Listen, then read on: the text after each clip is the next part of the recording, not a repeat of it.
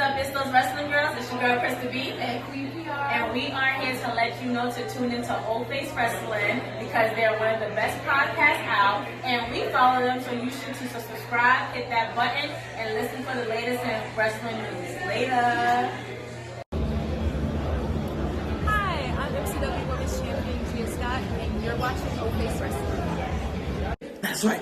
Oh, Face Wrestling. Listen to the podcast. Listen. They are Dark Side approved. Howden approves it. Oh, Face Wrestling. I'll be listening. Will you?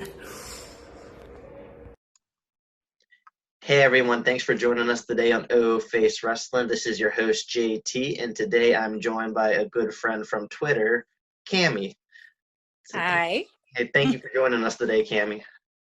Yeah, thank you. Glad to be here. No problem at all. So, for this month, we're doing the whole tribute to wrestlers of color since it's Black History Month, and I figured we definitely got to talk about Naomi, especially since she just returned at the Royal Rumble. So I'm really excited to do this Naomi showcase episode with you today, Kammie.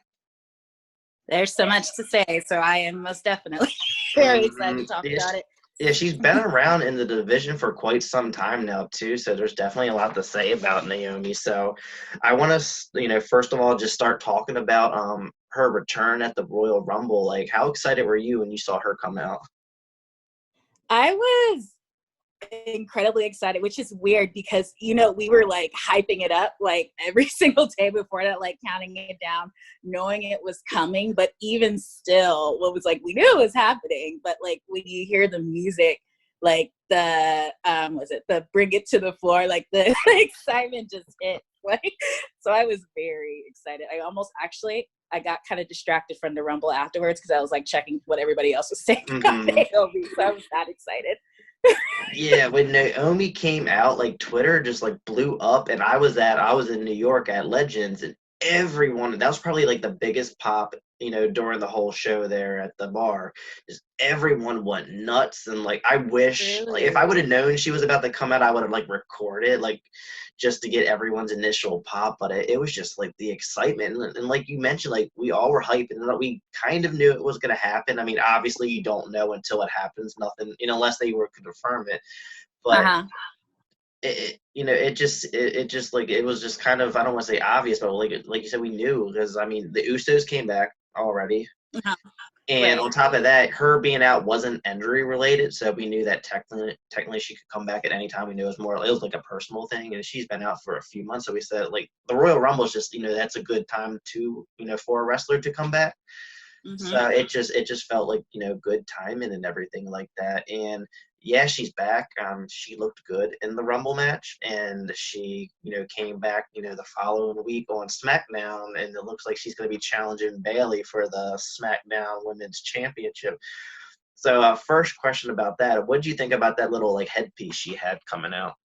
Oh, the headgear. I actually very much love it. Honestly, it's kind of cool because it's for me, I don't know how everybody else saw it, but for me it was kind of like looking at the motorcycle helmet in a weird way, if that makes sense. It was kind of cool how I don't know how to describe it. It's there's something cool about the fact that she pulls it off and out comes her gorgeous fro, and it's just I don't know, it's something to me. I was that's just cool to me. I love the gear. I love that she has, I don't know if you call lasers pyro. Do we still call that pyro?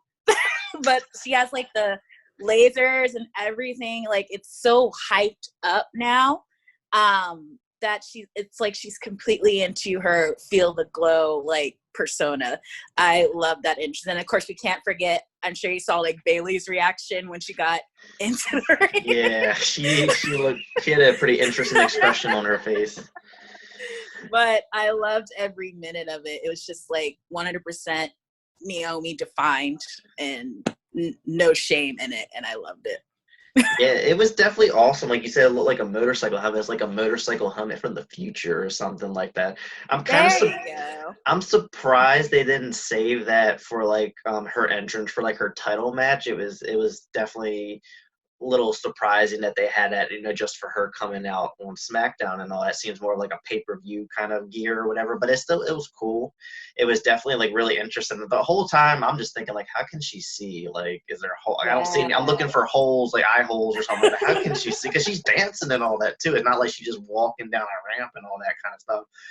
But yeah, like the whole Feel the Glow thing, like I've always been a fan of Naomi ever since, even back in her Funkadactyl days. But like I feel like the Feel the Glow gimmick and all that really got me, like that really took it, to like another level, because it's like, to me, like I love a good entrance. I love Undertaker's entrance and Sasha Banks and Triple H and all those really cool entrances. I feel like that kind of is up there at that level, because anyone can just walk down a ramp, but like coming out and entertaining people, like when every time I hear her theme go off, my eyes are glued on TV because I want to see her dance and the glow in the dark and all that kind of stuff. Like I heard it's really fun to see that live.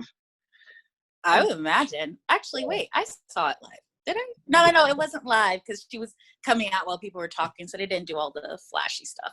Yeah, but it's interesting you bring up Undertaker, because I remember watching an episode of Total Divas like a little ways ago, and Naomi had said like it's such a big deal that she got the approval to have the lights off for her entrance, because that's not something that's given to everybody. That's Undertaker level status. So for them to like trust her to have that very extravagant type of entrance, that is, in my opinion, very much like Undertaker level of entrance. That's amazing. That definitely is amazing. I didn't even know that, because I haven't watched Total Divas in quite some time, to be honest with you. I have a hard time watching. I haven't either. But yeah, that's a really cool point. Like that's really telling you something about like what WWE thinks of her. If they're going to allow her to do that, a lot of people think that, they kind of, aren't too high on Naomi because they haven't really put a title on her in a while. But realistically, she's been champion twice. They allowed her to win her second title at WrestleMania. What was it? 33 in her hometown. And WWE traditionally, a challenger or champion, they usually lose at their hometown for whatever reason. I don't know why they do that, but I did not think she was going to win it just because of traditional WWE booking. And, that was like a really good moment for her too, because her first title reign was cut short because of injury. So then they allowed her to come back and then have that big title win at, WrestleMania 33. Mm-hmm. I wish that they kind of did something with her more recently, though, because I think she's really talented.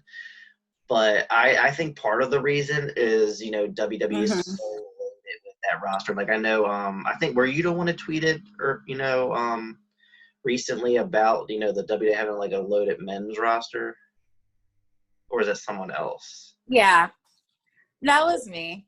Yeah, I was thinking about that. At that time I was talking about men, but obviously women big time have that problem too, where it's just like, well, I don't want to say it's overstuffed. It's not necessarily with the women, but it's just like you have so many women idol that could be doing something, and we could have like 3 stories going on. A title doesn't have to be in the middle of everything. They could have really engaging stories still happening, so that while things like what's going on with Becky Lynch and whoever her future opponent will be, big stories like that are happening, you could be like building the credibility of the other wrestlers, so when their opponents are done, the ones that were doing like the smaller feuds are ready for the big things. And that's something that she has the thing with Bailey right now, and hopefully I'm hoping that grows to something big. But I would also like to see her just have some type of rivalry or feud with somebody that's ongoing. Yeah, I'm definitely happy that she's in the storyline, but like, you were mentioning, like, they don't always have to be in, a title picture storyline. They could be in some kind of mid-card feud, which can lead up to the actual title feud, because right now you have the 3 titles for the women. You have the Raw, the SmackDown, and then the Tag Team Championship, which I personally think whoever's Tag Team Champion, they should kind of float on every brand versus that being just exclusive to one brand, because they're having an issue right now of challengers for the Kabukis and all that, but that's a whole nother story. But in general, like, and I think, going back to what we were saying about the roster being loaded, to me, there's a lot of women on that roster who are that would be a good champion, whether it's, the 4 horsewomen, Naomi, Alexa Bliss, Ember Moon, even like building up like a Dana Brooke. People want to see something done with Dana Brooke or Sonya Deville, Asuka. Kairi Sane, I would love to see her as, like a individual champion as well. Then you have the NXT's even more limited, really, when you think about it. I mean, they're pretty much everyone on that roster is like you can see as NXT Women's Champion, whether it's Shayna, Ray, Bianca Belair, Io Shirai, Candice LeRae. Like, it's crazy stuff. And it's like, even though the women have gotten so many more opportunities, within recent years, they still only allow them to have so much time, which is why you don't really see that mid-card feud kind of thing. And it's also why a lot of, very deserving women kind of left off the card and just not much going with them. And I think that's kind of part of WWE's issue. It's a good and it's a bad issue. I mean, it's good, obviously, if someone gets hurt, you have someone to replace them, versus, in the past when they kind of heavily based the company off just a handful of people. Because I remember it's actually probably like 6-7 years ago, John Cena and Randy Orton were both hurt and they missed WrestleMania, and that card looked kind of weak. So it is nice to have, so many women, because also when you look at the women's division years ago, it was just AJ Lee and Paige at one point. That's true.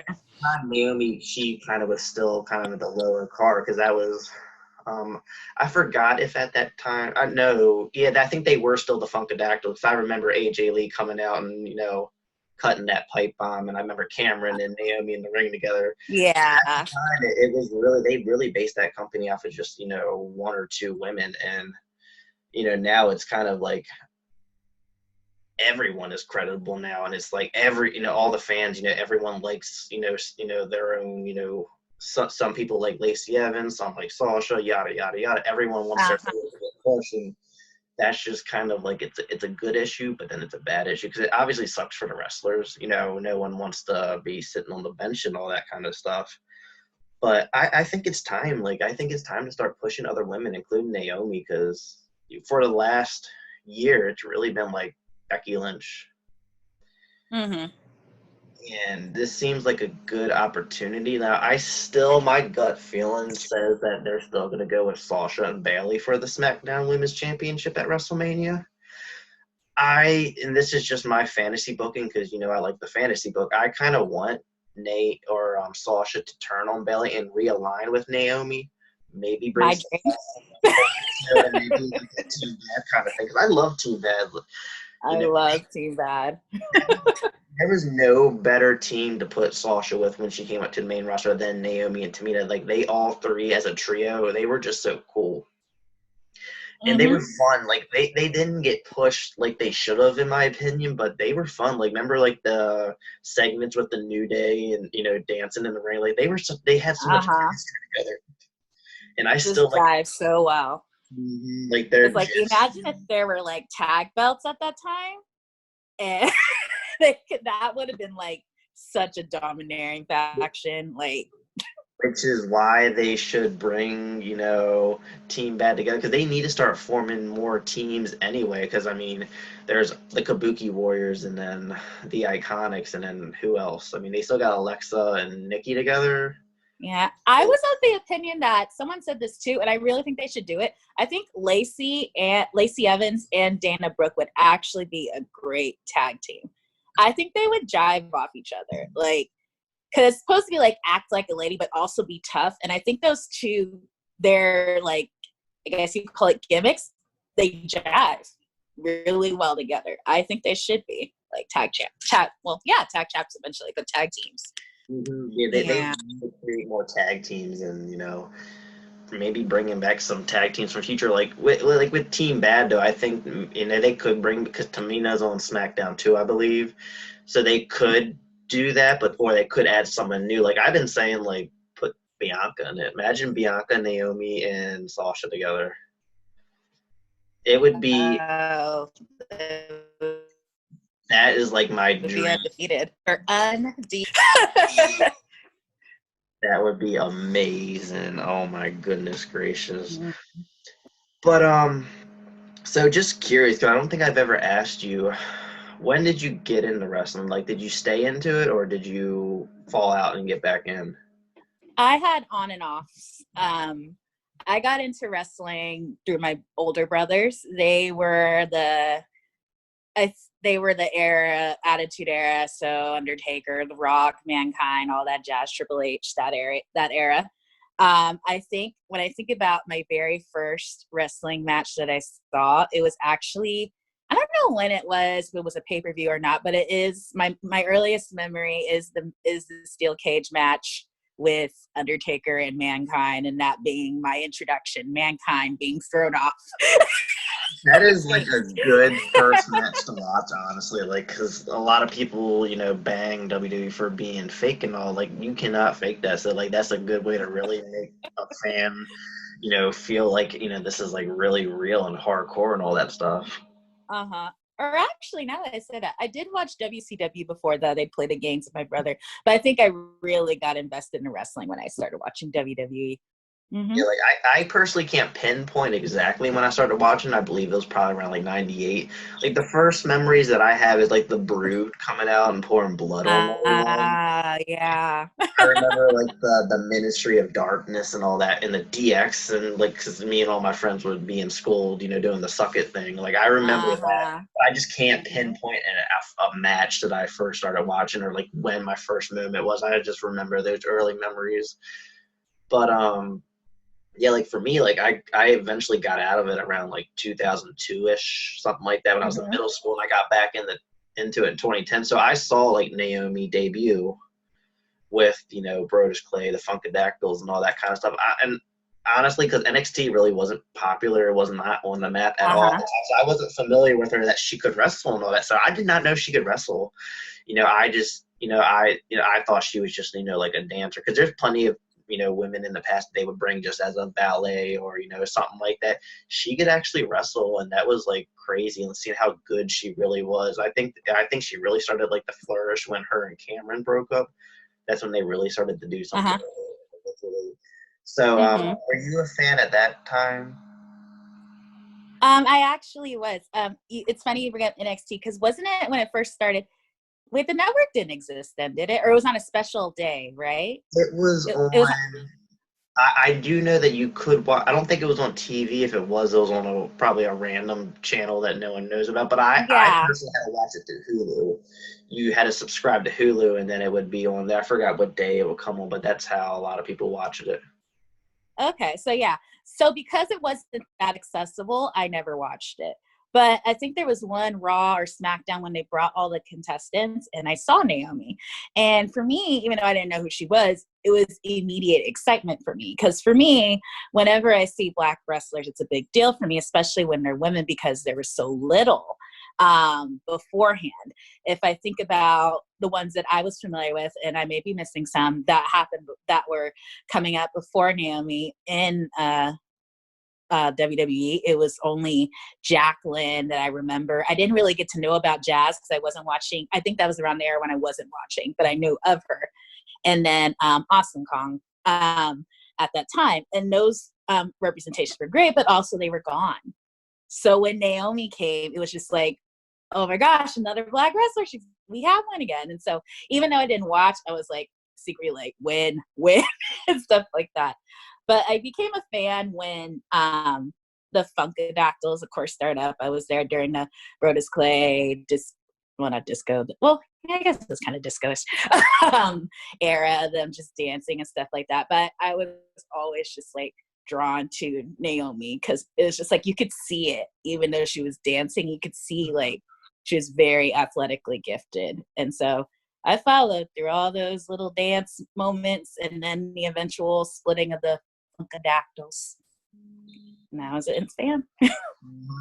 Yeah, like for me, like I was drawn to her because I kind of feel like she's, the total package. I mean, she has it all. She has the look. She's athletic. She can dance. She has a really exciting entrance and all that. And she's pretty good too. Like, I personally like, for like the longest time, it did kind of suck because, like you mentioned, like the women really weren't booked very well, and there was only so many, women that they really focused on, because they did. I remember they gave her it was a pretty good match versus AJ Lee. I don't know if you remember, she had the eye patch and all, but that was like her really first like big moment in WWE. And then obviously then there was a team bad and all that kind of stuff now. But things have changed. The women roster has flourished, and there's so many like different opponents like you really want to. I really think she can have matches with, and really good. Like for me, I really want to see. And maybe I'm biased because she's my favorite, but Ember Moon versus Naomi, they both are so gifted. I am so tired of being teased by that, and I'm like, give it to me already. I think part of it is they both are face, and maybe if Naomi turns heel and goes to Team Bad, we can see that. But yeah, like I really want to see that match so bad, or even Naomi versus Bianca. I think that would be fun. Another. And I brought this up on social media a lot too. I would love to see Naomi versus Becky. I think that would be Becky. I would love that. I think they missed out on that during when Naomi had the SmackDown title the second time. I mean, and I love Naomi with everything, all my being, but I was really disappointed with how they handled her SmackDown title reign. Like, she didn't really get to have a proper feud with Becky. I know they were both faces at the time, but still something could have happened there. Same with Charlotte. And I watched the chemistry between her and Charlotte. Like, you go back to the Rumble, how that just happened, how much chemistry they have. They could be putting on, like, matches that would be fire. And I imagine the same thing with Becky. I was really upset that we didn't get that. And, of course, she moved to SmackDown. But I was like, she could go. I honestly, truly, undoubtedly believe she could go with the best. She can, and I want to see it. Like, I want to see her really get booked strong. Because, yeah, she's had the title twice, but, like, like you said, the first time, it was like a week long because of injury. But the second time, like you said, they missed out. And, I want to see, because, as much as, I do like Becky, but they've been, such a heavy and high focus on her for the last year. I want to see, other wrestlers get pushed. Like, I want to see the next, like Alexa Bliss. Like, Alexa Bliss, she came out of nowhere, and she immediately became, like, a top star in the division. They haven't really done that with any other women, as of, recently. I mean, they did book, Asuka to the moon when she was into the main roster, and then after that WrestleMania loss, she just fell down, I want to see them book someone like Naomi or Bianca, or just someone new, someone who hasn't really been, top of the division. Because even though Naomi was champion, they didn't book her like, they should. And I know she was frustrated. There was a lot of, obviously rumors, but there was rumors that, about her wanting her release last year. I think it was around WrestleMania. I think it was her and the Usos wanted their release. I don't know how much truth there was to it, but I don't blame her for being frustrated, because she is just so good, so athletic, has, a really good, like, she's the kind of person that you can, have the face of the division. You could put her on all the posters and merchandise and all that. When you have someone like that, obviously, you know your worth and your value, and I'm sure she values herself high, which she should.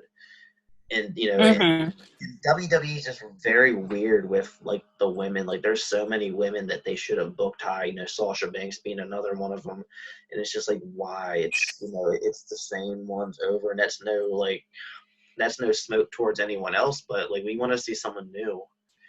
Like, I love Charlotte Flair, but I wanted to see, someone new, like, win this Royal Rumble, like Naomi, Bianca, Sasha. So I wanted to see someone, else get really, given an opportunity to shine, just because that's what the fans want. Like, we want something new, we want something fresh. I mean, in WWE, I will give credit, they have been, doing it kind of within the last year. I mean, they did book Becky Lynch.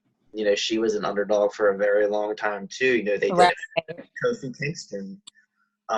Even Lacey Evans, which, she was very random, but they did give us someone new, at least give them credit, Yeah. Sometimes even, because Naomi, she's not new, obviously. Like we mentioned, she's been in the division with the company for some time now, but sometimes it's owed to the wrestlers who have been a workhorse for this company. Because there's a website I get on, I forgot what it's called. I have it saved in my bookmarks. It has, like, statistics on how many matches and, these wrestlers have wrestled and their wins and losses. She's one of the top, I think she's like top 5 in WWE history, and like for women with how many matches. Like I'll find it today and I'll screenshot it and send you. But she's up there. She's up there with like Natty and Alicia Fox and all. Huh. Like, top, most matches competed in WWE, and that just really shows that she's, for years she's been consistently out there, Raw, SmackDown, live events, pay-per-views. Like she's been doing it, and just like Kofi Kingston, after 11 years, I think it was owed to him, because he deserves. Yeah. It's owed to Naomi. Like I think she should have her moment in a proper title run. Give her some of these opponents that we want, we want her to face, like like you mentioned, Becky, Ember Moon, Bianca, Charlotte Flair. I want to see, like, I loved all their tag work. Like, they were great as a tag team, but so I was like, I need that match. I forgot. So my first ever on my own choice wrestling event that I went to was when SmackDown, it was right after TLC, was SmackDown here. And it was the match when Asuka just won her TLC match against Becky and Charlotte.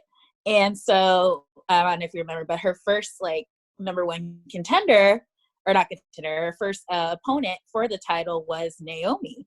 And so that was my first, like, experience, was seeing two of my favorites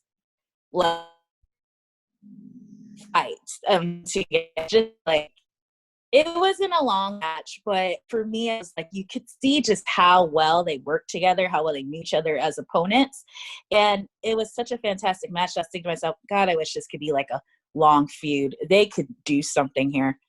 But yeah, I love them working together as a team, and I love them fighting each other. I'd like to see it in some type of other match, though. That's one thing I would like to say. I've seen Naomi in all just regular, like, exhibition matches. I'd like to see her in more of those ones with stipulations. So I know, like, it would be interesting to see her do something like, I don't know if it would ever happen, but a Hell in a Cell match or a Last Woman Standing match. I mean, like, that, I would love to see her do something different that just shows, like, the range of her abilities. But yeah. Yeah, I definitely. There's so many things. They need to utilize her athleticism and like put her in like a Hell in a Cell match. I mean, I don't want to see her like kill herself or anything like that, but her doing some kind of high spot or something. Oh no, of course not. Just at the same time, it's like you got to think about, like, do you really want them to do that? Like, look at Mick Foley. He did all that crazy stuff, and look how short his career is. But they definitely need to find some type of match that really would fit her. I mean, obviously, Money in the Bank matches fit her well. Her doing stuff on the ladders is pretty fun. I think table match or something like that too, where she can kind of, stand up two tables together or something. Like they need to utilize it. I really want, like, I've been mentioned this before. I'm kind of 50-50 on it, but I like my good old hardcore matches. Like, I would love to see the women in, like, maybe like a thumbtack match, or I don't want to say a Ring of Fire match because I don't want that. But, just imagine. They've been making so much history within the last years. Like, what else haven't they done? And there's those types of matches, which I don't think that WWE ever do. I can see Charlotte Flair doing it because her, just like her dad, she likes to bleed. But oh, that made me think of that famous Ric Flair gif with all the blood. How do you feel about like a women's like casket match? I don't know, but like, I thought that was contextually an Undertaker thing, so I don't know who would be fit that particular match. Yeah, a lot of people do, like, when they think of that, they think of Undertaker or Kane or even like Bray Wyatt now. I think he fits the mold for that, but I wouldn't mind saying it would have to be a storyline. It can't just be a random match. Like, it has to be like a really deep, dark story with two wrestlers that just like hate each other and they just want to put the other one to rest or something like that.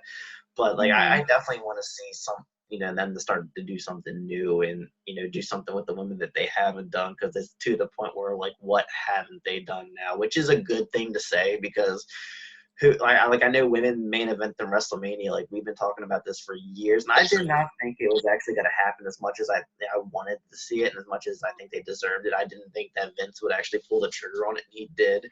So now it's like it's really to the point. Like, what haven't they done? Other than these crazy like old school gimmicky matches and all that kind of stuff. But I would love to see Naomi be a part of a historical match. Because a lot of these first time matches, especially like the single one-on-one matches, it was like Charlotte, whether it was the Hell in the Cell or what else was there that Charlotte was in? It was in the Iron Man match, which technically the first Iron Man match was Bayley and Sasha, but on the main roster was Charlotte and Sasha. So they also had that Falls Count Anywhere with Sasha, I think. Yeah, they did do that. That with Charlotte. I remember Sasha did the bank statement on the rail. Yeah, that was one of my favorite matches. I love that. I feel like a lot of my favorite Sasha matches, were on Raw too. I mean, she always delivers them all. Have we ever? I don't think we've really ever gotten a proper like Sasha and Naomi match either. I think that would be kind of cool. Yeah, it would be interesting to see it now because, like, I think the time when they were happening, it was like when Team Bad was splitting up and Sasha was going solo, and the matches were like okay, but they weren't really. They could have been amazing. I feel. I would love to see that now. Just wait. I'm interested in what's going to happen now with the Sasha, Bayley, and now Naomi entering the fray thing. I would love to see, I mean, I don't know who's going to have the belt at the time, but in between this time, I would love to see whether it's, and I'm just saying hypothetically, if by some chance Naomi doesn't get the belt and we get Sasha and Bayley and Sasha gets the belt, I want them to return to Naomi and like, let's get this match going. Cause like, I feel like those two have like taken off a kayfabe for a minute. I feel like those two have like a trust and bond that they would be like, let's make this like a keeper match. Just like Bayley and Sasha would do the same. I think they would too. Mm-hmm. So I am hoping for that.